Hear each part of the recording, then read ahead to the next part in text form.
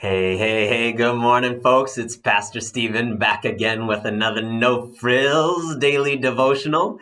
And today's topic is sucked into the sin cycle. Man, doesn't that sound like a fun concept in the morning? Oh my goodness. Or maybe you don't watch these in the morning. Maybe by the evening time or whenever you watch these, maybe you're fine to take on a tough topic like this. But anyway, I've been tracking through Jeremiah and I've been on this concept of just relying on ourselves and how we have our greatest enemy oftentimes tends to be ourself, where we get ourselves into a mess. We stop trusting in God, we start relying on ourselves, we get ourselves into a mess, and then we blame God that we're in the mess, and then we expect Him to pluck us out of the mess, and then we just go through this cycle again, and it's this idea that when we're in a jam, okay.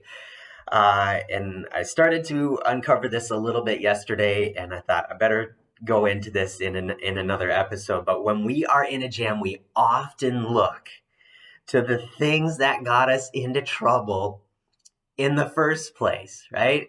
Think about that just for a second, right? When we get into a jam, we often look to the thing that got us into trouble in the first place. The thing that got us stuck is what we look to get us unstuck, right? Think about the movie Austin Powers, right? Fat bastard. Okay, he has this revelation in the second Austin Powers movie. I eat because I'm unhappy, and I'm unhappy because I eat. Right? It's that sin cycle that he's sucked into, where he's unhappy and so he eats, but he eats because he's unhappy, right? And so it's just it's this endless loop that he gets sucked into, and you might not be fat bastard, okay, but you've probably found yourself in a sin cycle, like getting stuck, but then looking to the thing that got you stuck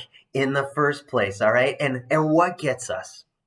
Okay, what gets us sucked into the sin cycle is the same lie that has plagued humanity ever since the dawn of creation. And it's this lie that you don't need God.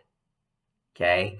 And that's the lie that Satan used in the garden when he was tempting Adam and Eve with the fruit from the forbidden tree. You don't need God. God doesn't want you to eat this because he knows that once you do, you won't need him anymore. And what did they do? And what do? We take the bait for some reason, right? And so it's this idea of self-reliance that gets us into trouble time and time and time again. And I was thinking about it with the Israelites, okay, which is who the book of Jeremiah is being written to, and how they had this desire. If you go back to the book of Exodus, when they were being brought out of Egypt, all the time that they were in the desert, okay, experiencing freedom, right? Freedom from slavery, okay, on their way to the promised land. That whole time of being in the desert, they were dealing with this temptation of slavery, this desire to go back, right? And let me show it to you in scripture today. I'm going to take you back to Exodus. And this is Exodus chapter 16. And I'm going to read to you verses 3 through 4 from this. Well, actually, I'm going to start with verse 2. But Moses writes this: In the desert, the whole community grumbled against Moses and Aaron.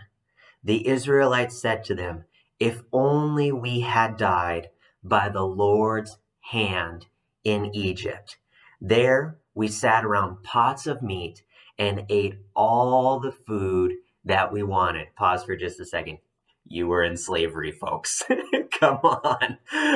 It couldn't have been all that good, right? But we have this way of romanticizing the past a little bit, right? And so there we sat around pots of meat and ate all the food we wanted.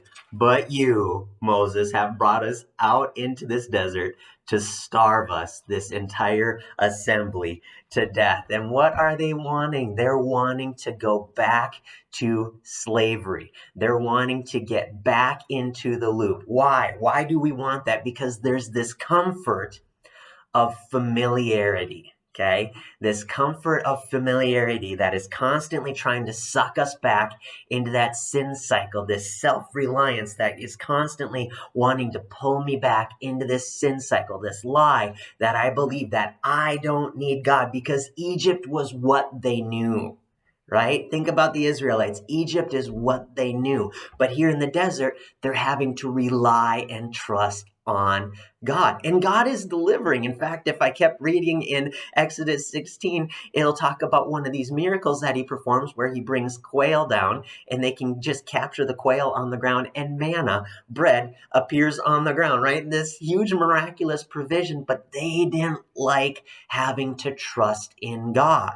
And you and I don't like having to trust in God. We'd rather trust in ourselves because it's comfortable, it's familiar. Egypt is what they knew. And even though it was slavery, okay, and sin is slavery to us, and even though it was slavery, it was comforting to them because it was so familiar. And that's so messed up. But we get sucked into that same sin cycle time and time again because relying on God takes trust. Okay? But the enemy knows something. He knows that if he can get us to stop relying on God, then he can get us to stop revering God. I'm going to take you back to Jeremiah again. And this is Jeremiah chapter 2. This is the same passage that I read yesterday, but I'm going to read 17 through 19 again. Have you not brought this on yourselves by forsaking the Lord your God? You've brought this on yourselves. You're tasting the bitterness of your consequences when he led you in the way. Now, why go to Egypt, right? Why are you longing to go back to slavery? Why go to Assyria? Why are you looking to these things that got you stuck in the first place? Your wickedness will punish you. Your backsliding is going to rebuke you. Consider then and realize how evil and bitter it is for you. But here's the rub. When you forsake the Lord your God and have no awe of me, the enemy knows that if he can get you to buy into the lie that you don't need God, if he can get you to stop relying on God, he can get you to stop revering him. Hey, you guys, it's a tough concept, but Jesus died on the cross so that you and I can experience true freedom. So let's do what we can to stop getting sucked into that sin cycle. Hey, you guys, have an awesome, awesome day and be blessed.